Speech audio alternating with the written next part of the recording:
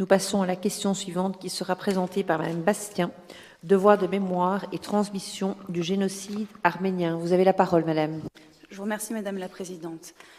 Madame la Présidente, Mesdames et Messieurs les membres du Collège, chers collègues, à l'approche du 24 avril, date emblématique de la commémoration du génocide des Arméniens, des Araméens et des Grecs pontiques de 1915, il nous paraît essentiel que notre commune s'inscrive pleinement dans ce devoir de mémoire.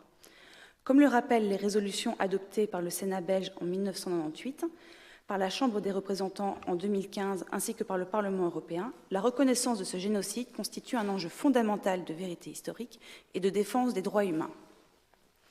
Au-delà de ces reconnaissances institutionnelles, cette mémoire est bien vivante à Woluwe-Saint-Lambert, où de nombreux habitants sont issus de ces communautés, pour qui cette histoire n'est ni abstraite ni lointaine. Elle fait donc partie intégrante de l'histoire de la diversité de notre commune. Préserver la mémoire des crimes de masse est indispensable pour prévenir leur répétition et rester vigilant face aux violations actuelles du droit international et aussi affirmer une solidarité locale face à des tragédies universelles. Dans un contexte international marqué par la persistance de violences ciblant des populations civiles, le rôle des pouvoirs publics locaux est déterminant. La transmission de l'histoire ne peut se limiter à des commémorations ponctuelles. Elle doit s'inscrire dans une démarche éducative et explicative, notamment à des destinations de jeunes générations.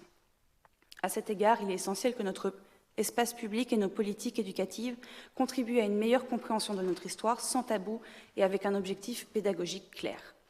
J'ai eu le plaisir de constater aujourd'hui, en arrivant à la maison communale, qu'il y ait effectivement actuellement une exposition sur le génocide oublié du peuple syriaque. Ce constat donne déjà en partie une réponse sur l'intérêt certain de la commune au devoir de mémoire concernant toutes ces tragédies. Donc je souhaite quand même vous poser les questions suivantes. Quelle action concrète la commune met-elle en œuvre pour commémorer le génocide arménien et plus largement pour soutenir le devoir de mémoire lié aux crimes de masse ? La commune organise-t-elle ou soutient-elle des initiatives spécifiques en lien avec les communautés concernées présentes sur son territoire? Quelles mesures sont prises pour assurer la transmission de ces mémoires auprès des jeunes, en particulier dans les écoles communales? Cette thématique fait-elle l'objet d'actions pédagogiques spécifiques, de partenariats ou de supports éducatifs dans l'enseignement communal? Le collège envisage-t-il de renforcer la visibilité de cette commémoration dans l'espace public communal, événements, signalétiques, moments officiels, afin d'en faire un véritable outil de sensibilisation et de cohésion?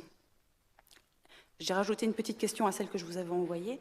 La commune mène-t-elle des actions pour prévenir ou condamner toute forme de négation ou de banalisation du génocide arménien sur son territoire, notamment dans l'espace public communal?